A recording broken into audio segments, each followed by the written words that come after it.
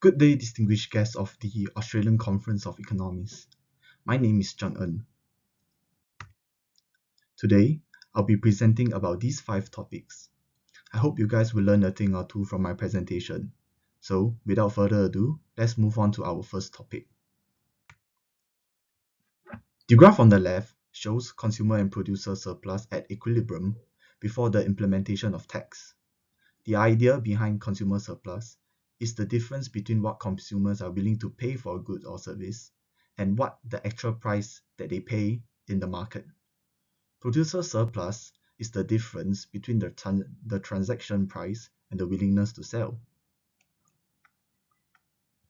The graph on the right shows the consumer and producer surplus diagram after the implementation of consumption tax. This results in the demand curve shifting leftwards as consumers pay more for the goods, while producers receive lesser amount after selling the goods. Tax collected by the government is the area between P2 and P3, which is the orange color rectangle in the right diagram. The tax imposed leads to less for both consumer and producer surplus. Furthermore, there is another portion that is lost, and is called the deadweight loss, which is the yellow triangle in the right diagram. Deadweight loss is the difference caused by tax to the customer and producer surplus. It is a gap in the graph which causes inefficiency and distortion to the market. Moving on to the next part, it is the implementation of tariffs, which is a type of tax imposed on imported goods, which can be also called protectionism. Tariff raises the price of imported goods, which in turn reduce demand from customers. Tariffs will also potentially lead to inefficiency, and tariffs are implemented to protect the domestic market as imported goods price rises, which will lead to consumers buying more local goods. Tariff causes the free trade supply curve to move leftwards, becoming supply with tariff, causing the price increase from PW to PT, causing domestic producers to supply more and consumers to demand less.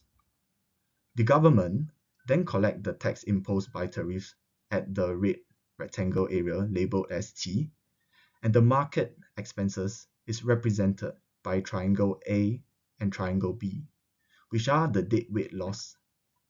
It is below the domestic supply curve and in between the supply with tariff curve and free trade supply curve. This shows the loss of economic welfare. The quantity demanded also reduced from QW to QT after the impose of tariff. So, the difference between the deadweight loss from diagram 1 and the deadweight loss from diagram 2 is that in diagram 1, it targets imported goods from overseas, and the deadweight loss is caused by the disruption of global trade efficiency, causing underconsumption and oversupply in the domestic market, while in diagram 2, tax increases the price for the consumer and reduces the amount received by the producers, which will reduce the transaction made, but it is still only affecting the domestic market. Next, how generative AI can affect inequality in the labor market. We will talk about 2 scenarios. In scenario 1, how can generative AI reduce inequality? So, when companies start to include AI into their business models, they will need to increase job roles, hence hiring more workers to develop, maintain, and oversee AI systems, at the same time reducing inequality as they provide more jobs opening for people. This will lead to an increase in the demand curve, shifting it from D1 to D2.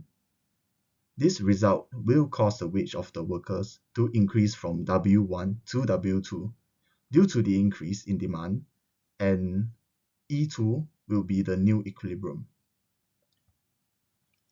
Scenario 2 talks about how AI increases inequality, AI may lead to job displacement in certain sectors by automating tasks previously performed by humans, particularly in areas involving repetitive or routine work, leading to a decrease in those working repetitive jobs.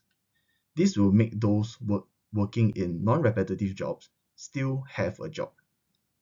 This will lead to an increase in inequality. This will cause a leftward shift in the demand curve from D1 to D2 in scenario 2, causing the wages to decrease from E1 to E2 as well.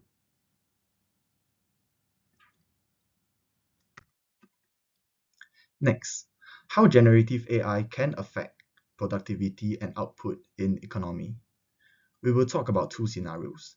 At scenario 1, AI boosts productivity by enabling real-time personalization and adaptability in services and operations, improving customer satisfaction and operational efficiency. So, in the long run, aggregate supply curve shifts from LRAS1 to LRAS2, which shows increment in the economic productivity capacity. Due to greater demand, probably if the government decide to purchase more AI to boost even more productivity, AD1 will make a rightward shift to AD2, which shows increase in expenditure. In the short run, SRAS1 will shift right to SRAS2 due to the increase in production gain by using AI. In scenario 2, there will be not much movement since the productivity is largely unchanged. However, AI1 will move towards AD2 due to a decrease in demand because of how small the impact of AI is. So, using behavioral economics to understand why people choose to eat unhealthy food options, there are three possible reasons. So, people have incomplete information about what unhealthy food brings.